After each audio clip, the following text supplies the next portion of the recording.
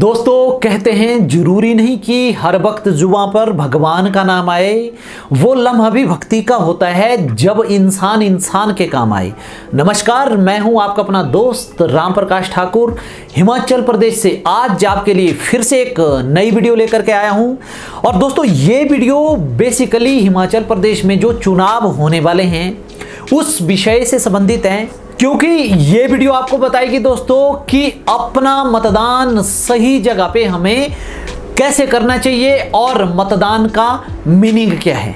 अभी आप सभी लोग भलीभांति जानते हैं कि 2022 में चुनाव आने वाले हैं और इन चुनावों में बहुत सारे लोग असमंजस में है कि हम अपना वोट किस प्रत्याशी को दें। अभी तक तो बहुत सारे कैंडिडेट के टिकट अनाउंस नहीं हुए हैं, बहुत सारे कैंडिडेट मैदान में नहीं आए हैं, पर फिर भी दोस्तों मैं आपको थोड़ा सा बताना चाहूँगा कि मतदान का मतलब क्या है।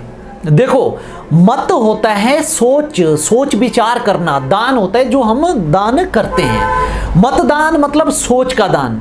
भगवत गीता में कहा है, या हमारे पुराने ग्रंथों की बात करें, वेदों की बात करें, या फिर रामचरितमानस की बात करें, या जो पूर्वजों की बातें होती थी उसमें कहा गया है कि आज जिस जगह पे आप बैठे हैं वो जगह आपकी नहीं है, वो किसी बुजुर्गों की जगह है, किसी की जगह पे आप बैठे हैं। या जिस पैसे का आप इस्तेमाल कर रहे हैं वो पैसा आपका नहीं है, वो मार्केट का पैसा है, वो आ रहा है जा रहा है, किसी ना किसी का पैसा है, वो हमारा नहीं है। और धार्मिक ग्रंथों में तो ये भी कहा है कि ये जो हमारा शरीर है ये भी हमारा नहीं है। परंतु भगवान ने हमें 84 लाख जीव जंतु के बाद मनुष्य का जन्म दिया है। मनुष्य एक ऐसा प्राणी है दोस्तों जिसको भगवान ने बोलने और सोचने की क्षमता दी है। बाकी इस दुनिया में जितने भी प्राणी हैं, जो प्राणी सोचता है वो बोलता नहीं है, और जो बोलता है वो सोच नहीं पाता है। और ये जो मतदान है मतलब सोच का दान इस दुनिया का सबसे बड़ा दान है। मतलब इससे बड़ा दान कोई नहीं हो सकते हैं। पर हम अपने स्वार्थ को पूरा करने के लिए, हमारा अगर खुद का बेनिफिट कहीं पे हो तो फिर हम उस नेता को वोट देते हैं, उस व्यक्ति को वोट देते हैं जहां पे हमारा स्वार्थ छुपा होता है। अगर हम अपने स्वार्थ के लिए इतनी बड़ी सोच का दान कर रहे हैं, अपने मत का दान कर रहे हैं, तो दोस्तों ये वो दान आपका सही दान नहीं होगा। आप ऐसे व्यक्ति को देखिए, ऐसे लीडर को देखिए जो वाकई में हमारे बारे में सोचता हो, वाकई में जनता के बारे में सोचता हो। क्योंकि आपको पता है राजा के टाइम जो राजयोग बोलते हैं राजनीति में, इसको राजयोग, राजा का योग, मतलब एक राजा जो होता था उसका काम क्या होता था, वो जो अपनी प्रजा है उसकी देख रेख करना, उसके बारे में सोचना, प्रजा मेरी कैसे खा पी रही है, कैसे जी रही है, कहीं प्रजा के बीच में लड़ाई झगड़े तो नहीं हो रहे हैं। परंतु हमारे यहाँ पे नेता क्या करते हैं, वोट मांगते समय हमारे पास आते हैं और हमसे वोट लेकर के जाते हैं, उसमें हाथ जोड़ते हैं और 3 से 4 साल नहीं दिखते हैं। जब चुनाव का दौर आता है फिर से उसी समय घोषणाएं होती है, उसी समय रोड के काम शुरू होते हैं, उसी समय जो पुराने कुछ एक शिलान्यास होते हैं उनको करते हैं और भविष्य में फिर से दावेदारी करते हैं कि हम आपकी मदद करेंगे, आपकी सेवा करेंगे।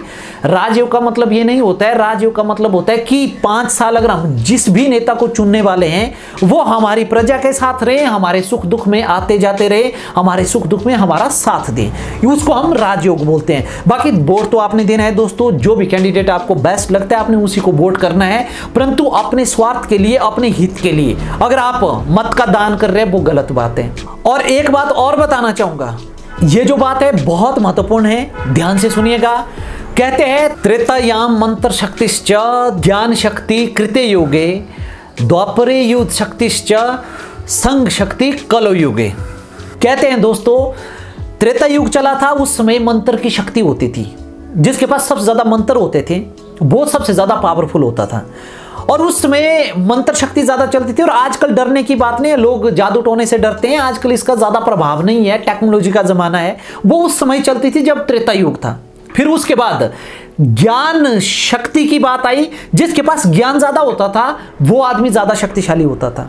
चाहे भगवान राम की बात ले लो आप, चाहे आप रावण की बात ले लो जिसने 4 वेद पढ़े थे, उसने पूरे ब्रह्मांड को हिला करके रखा था। जिसके पास ज्ञान होता था, वो जो युग आया ज्ञान की शक्ति, जो सेकंड युग था ज्ञान की शक्ति वाला सबसे पावरफुल होता था। उसके बाद द्वापर युग आया। द्वापर युग में क्या था कि जिसके पास युद्ध की कला और युद्ध शक्ति ज्यादा होती थी वो पावरफुल होता था।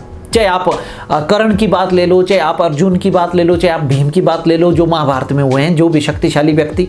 और आजकल कलयुग है, कलयुग में तो दोस्तों सिंपल सी बात है, संघ शक्ति कलो युगे, मतलब जिसके पास संगठन की शक्ति है वही पावरफुल है। संगठन, हम पर्टिकुलर पार्टी की बात नहीं कर रहे हैं, किसी का भी हो सकता है। आप भी गांव का संगठन बना सकते हैं, गांव स्तर पे भी संगठन बन सकता है, पंचायत स्तर पे भी बन सकते हैं, किसी भी स्तर पे बन सकते हैं। अगर आपको लग रहा है कि आपके पास बहुत सारे लोग हैं, 8-10 लोग हैं, मिलकर के संगठन बनाइए, जैसे हमारे महिला मंडल बनते हैं या फिर हमारे जो युवक मंडल बनते हैं, वो सारे संगठन ही हैं। और बड़ा संगठन बनाइए, आप भी पावरफुल होंगे। और हम चाहते हैं कि हमारा एक ऐसा संगठन बने सभी लोगों का, जो कि एक अच्छी छवि वाले व्यक्ति को वोट दे, जो अच्छे व्यक्ति को चुने, ताकि आज का जो बीज होगा आने वाले 5 साल के लिए वृक्ष होगा। 5 साल आप उसी वृक्ष से फल लेते रहेंगे। अगर वृक्ष आज कड़वा होगा तो फल भी कड़वे होंगे। वृक्ष अगर आज मीठा होगा और ज्ञान वाला होगा, अच्छा होगा, तो 5 साल फल भी वैसा मीठा मिलेगा, ज्ञान वाला मिलेगा और सभी जनता का भला होगा।